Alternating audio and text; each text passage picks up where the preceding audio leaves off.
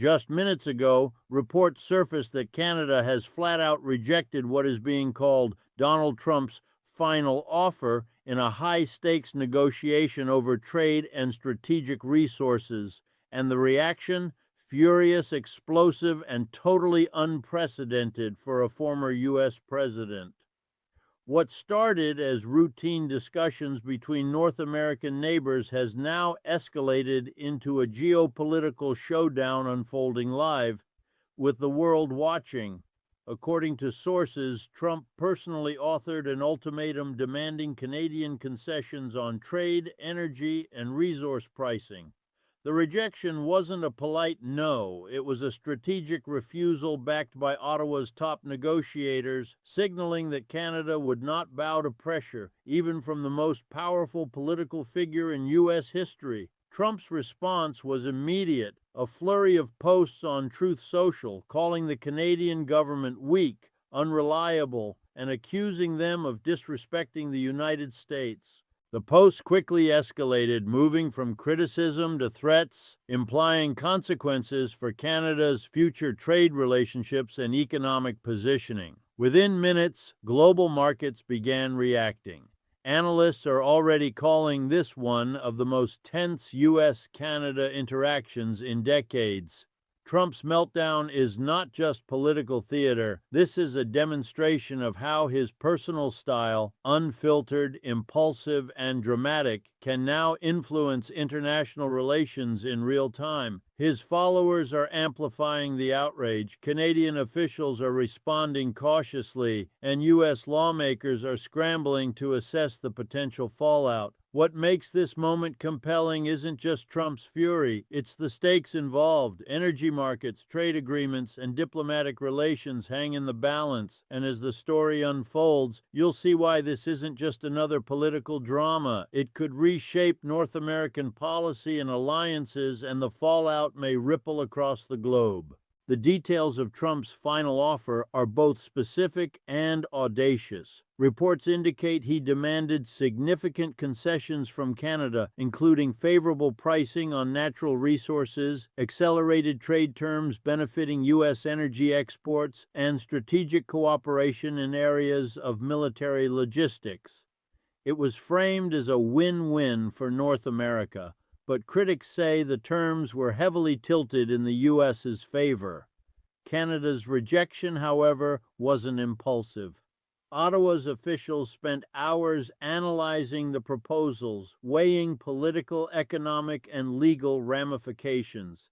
They concluded that accepting Trump's demands would compromise Canadian sovereignty, violate existing trade agreements, and alienate allies in Europe and Asia. Instead, Canada issued a firm response. The offer was not acceptable in its current form, signaling a diplomatic refusal without escalating tensions further.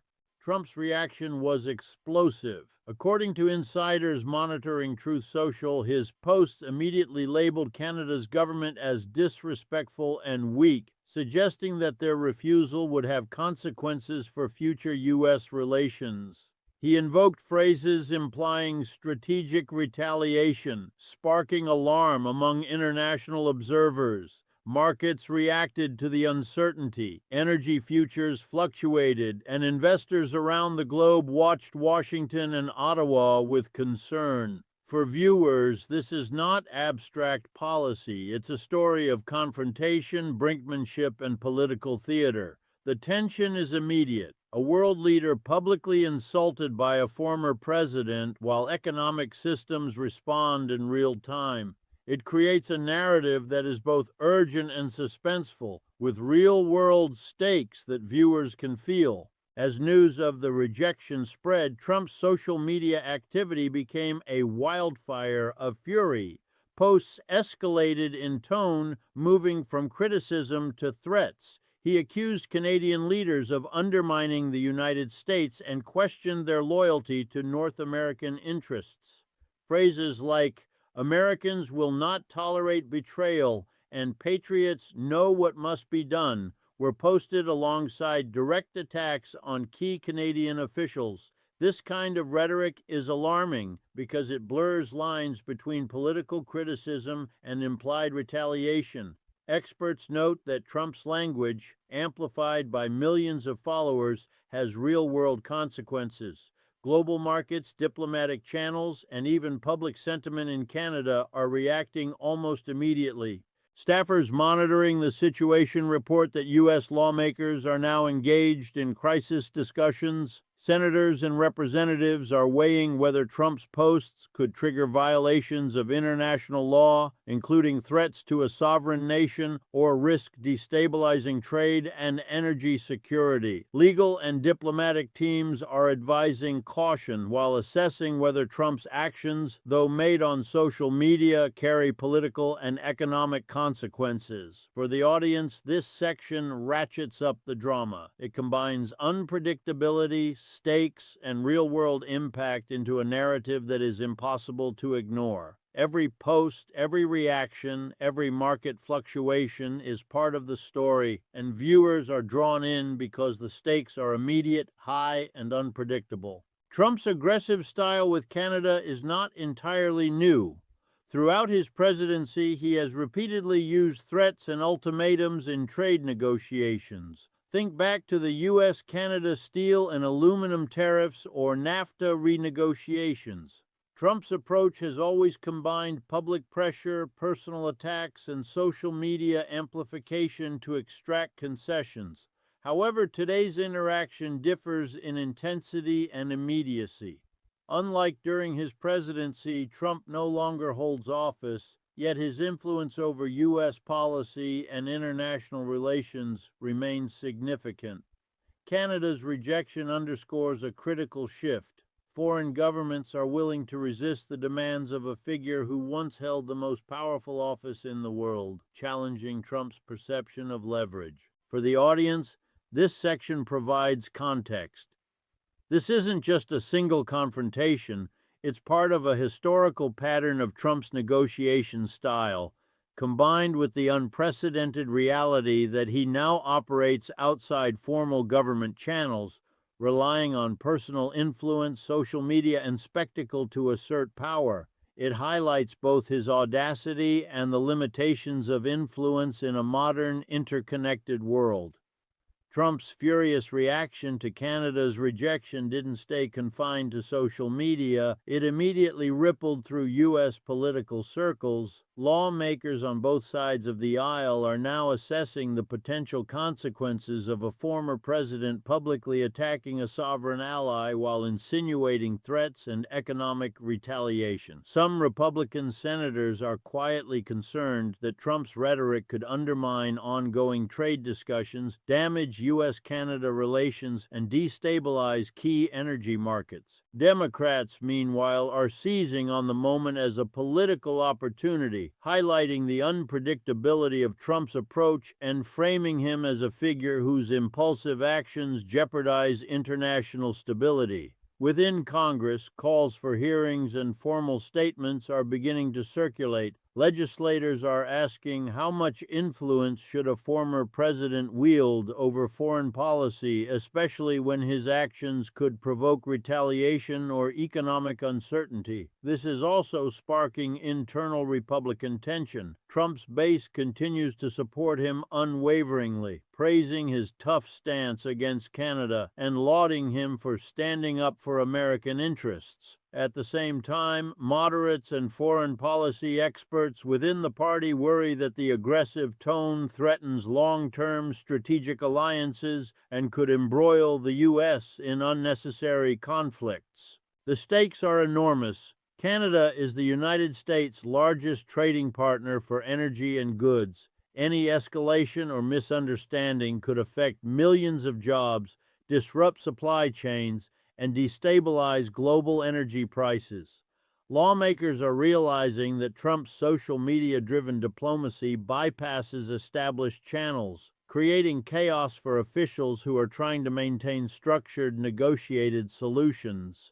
Observers note a historical parallel. During Trump's presidency, his tariff wars and trade negotiations with Canada, Mexico, and China created widespread uncertainty, yet he operated as the official executive with constitutional authority.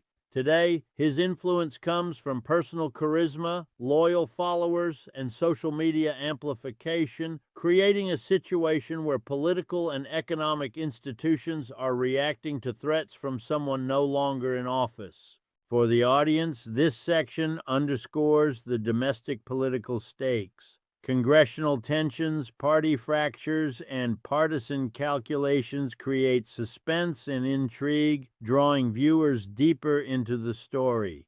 Every legislative discussion, every public statement, and every tweet has immediate consequences for governance, trade, and national security. Trump's fury is no longer entertainment. It is a political earthquake, shaking institutions from Capitol Hill to Ottawa. Canada's rejection sent immediate shockwaves through the international community. Allies in Europe, Asia, and Latin America are closely monitoring the situation, concerned about precedent. If a former U.S. president can publicly issue ultimatums and threaten economic retaliation via social media, the traditional rules of diplomacy are thrown into question. Canadian officials have remained measured but firm. Prime Minister Justin Trudeau's government emphasized sovereignty and adherence to international trade norms. Statements reiterated that Canada will not negotiate under duress or public threats, sending a clear signal that their decision was deliberate and legally grounded. Analysts note that this strengthens Canada's position while highlighting Trump's overreach, creating tension not only with the U.S. political system, but within the international arena. Meanwhile, U.S. allies in NATO and the European Union are quietly recalibrating expectations. Diplomatic channels are buzzing, with officials assessing whether Trump's posts could inadvertently pressure sitting U.S. leadership to respond or escalate given the economic and energy implications. China and Russia, always observant of U.S. Canada dynamics, may perceive these public confrontations as an opportunity to assert influence, further complicating global stability. Markets reacted almost instantly. Energy futures fluctuated, commodity prices shifted, and investor confidence wavered. Even minor trade disruptions between the U.S. and Canada could reverberate globally, affecting oil, natural gas, lumber, and agricultural products. Analysts are warning that uncertainty alone could trigger temporary volatility in energy markets, highlighting the real-world consequences of a social media-driven meltdown. For the viewer, this section emphasizes global stakes and high tension. It's no longer just Trump's ego or political drama. It's about real-time consequences for international relations, energy security, and economic stability. The story resonates because the ripple effects can touch ordinary lives, from gas prices to grocery costs, making abstract geopolitics tangible and urgent. What makes this story particularly compelling is Trump's mastery of social media as a weapon of influence. Within minutes of Canada's refusal, posts exploded on Truth Social. Trump attacked Canadian officials personally, called the government weak and untrustworthy, and suggested that Americans should pressure Ottawa to comply. His language hinted at consequences, implying economic and strategic retaliation without stating explicit action, creating a cloud of uncertainty and tension. Observers note that this approach is highly calculated, even if impulsive in appearance. By framing Canada as adversarial, Trump mobilizes his base, increases public engagement, and amplifies pressure on both domestic and international actors. Loyalists celebrated his tough stance, sharing posts that painted Canada as disrespectful and painted Trump as the defender of American sovereignty. Critics, however, warn that this blurs the line between diplomacy and spectacle, turning international relations into live high-stakes theater. The posts also prompted intense coverage by media outlets, which further fuels engagement. Every tweet and comment becomes a story in itself, with analysis, speculation, and reaction videos adding layers to the unfolding drama. This dynamic mirrors Trump's historical pattern. Social media is not just commentary, it is the battlefield, shaping public perception, political pressure, and real-world outcomes simultaneously. For the audience, this section builds suspense and immediacy. Trump's actions are unpredictable, amplified, and consequential. Viewers feel as though they are witnessing the crisis unfold in real time, creating a compelling reason to continue watching. Every post, every reaction, every consequence is a piece of the narrative, ensuring high engagement and watch time for YouTube content. As this crisis develops, uncertainty reigns. Canada has maintained its refusal, emphasizing sovereignty and adherence to trade norms. Trump continues to post, defending his stance, mobilizing supporters, and escalating rhetoric.